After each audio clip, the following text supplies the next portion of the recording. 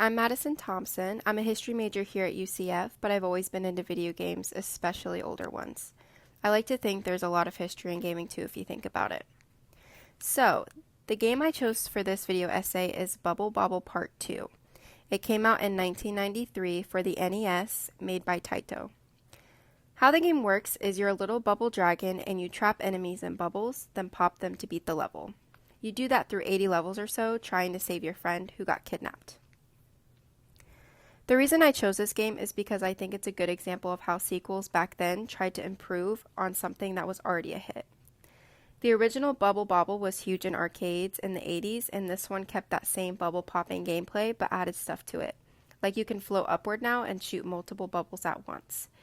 They also changed it up visually. The backgrounds actually change every 10 levels instead of just staying the same the whole time. Honestly, part of the reason I picked this one is personal too. My mom told me she used to play the original Bubble Bobble all the time when she was a kid, and she loved it. So when I saw there was a sequel from the 90s, I figured it'd be cool to check out something connected to that. What I think is interesting is that Taito was mainly known as an arcade company, but this game skipped arcades entirely and went straight to the NES. That kind of shows how much the home console market had grown by the 90s. Companies weren't just relying on arcades anymore to reach players.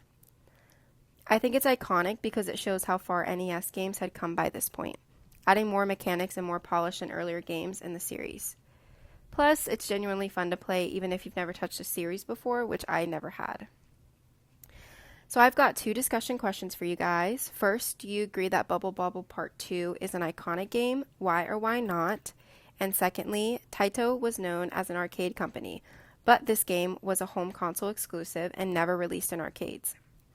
Does that say something about how the industry had shifted by 1993 with those companies putting more focus on home consoles like the NES?